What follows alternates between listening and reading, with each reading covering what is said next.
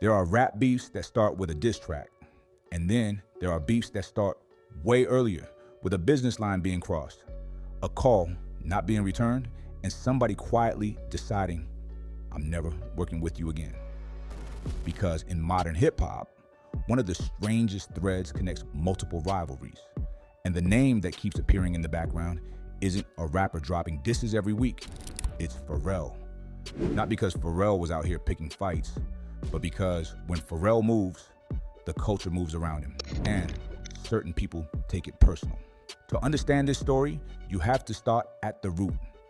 Back in the early 2000s, Pharrell and Chad Hugo, the Neptunes, were shaping the entire sound of radio.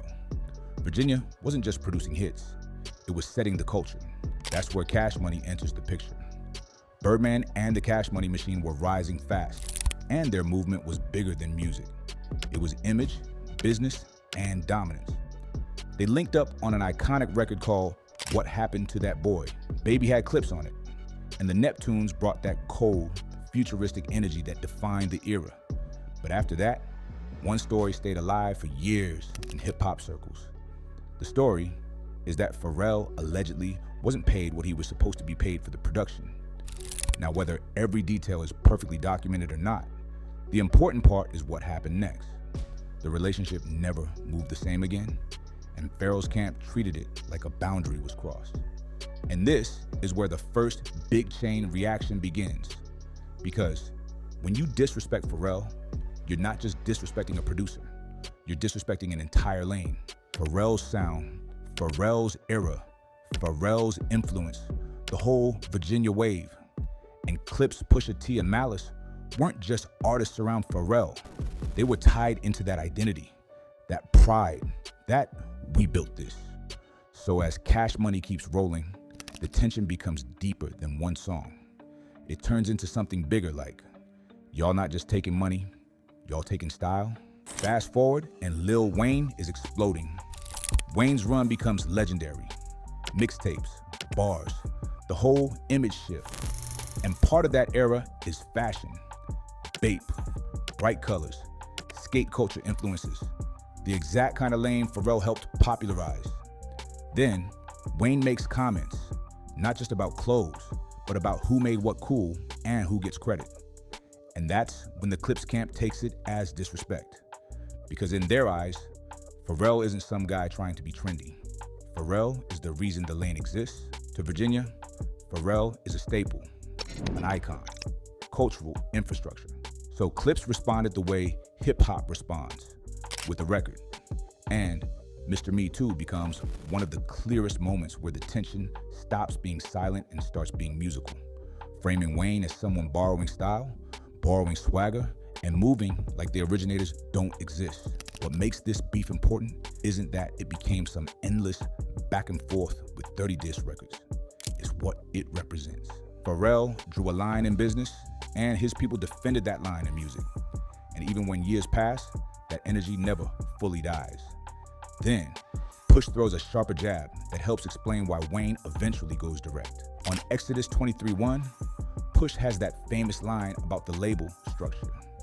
He basically says, you sign to one guy, that signed to another guy, that signed to three guys. Now that's bad luck. And in the context of Cash Money and Young Money, everybody knew what that was pointing at.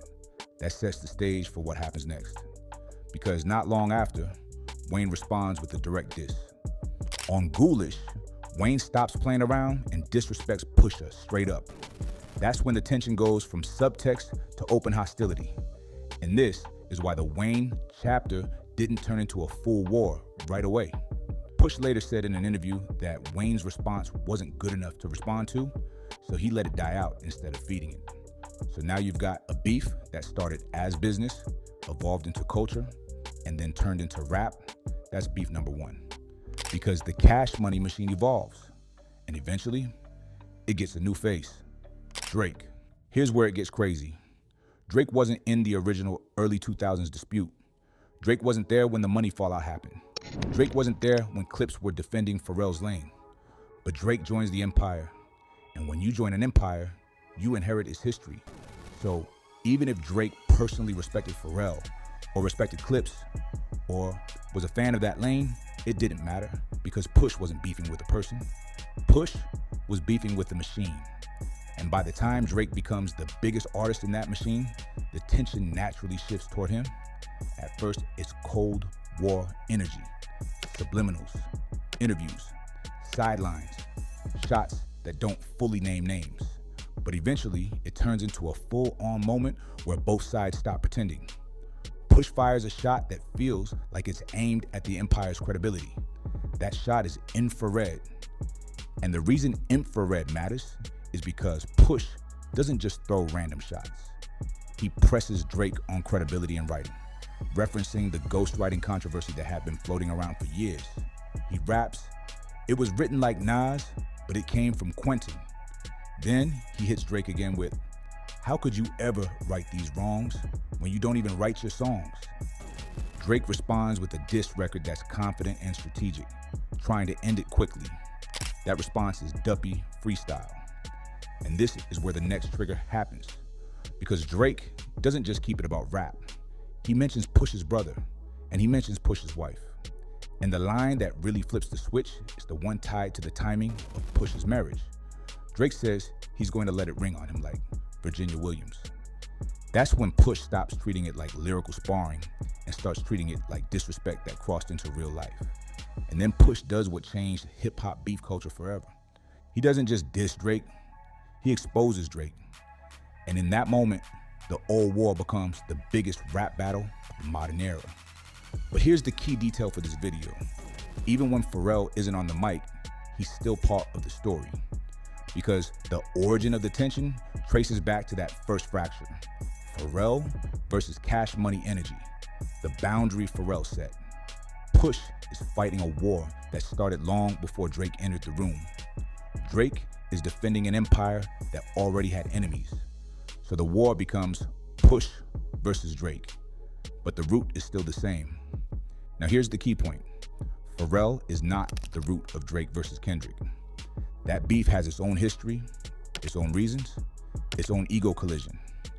But Pharrell becomes a symbol inside it. When Kendrick hears Drake taking shots at Pharrell, Kendrick frames it like this: "If you're going at Pharrell, then for Pharrell, I'll inherit the beat." That line is powerful because it confirms the entire thesis of this video. Pharrell doesn't have to diss anybody because Pharrell is the type of figure people defend out of principle. Pharrell represents a lane that shaped hip-hop, a cultural era, a certain kind of artistry, and a certain kind of respect that people feel you can't just play with. So when Kendrick says that, it's not just a diss at Drake, it's Kendrick saying, "I'm not only fighting for me, I'm fighting over what you represent when you disrespect Pharrell." And that's how the web closes. And that brings us to a modern twist that's worth mentioning, even if it's not a confirmed diss, because it shows how people keep reading Pharrell into these stories.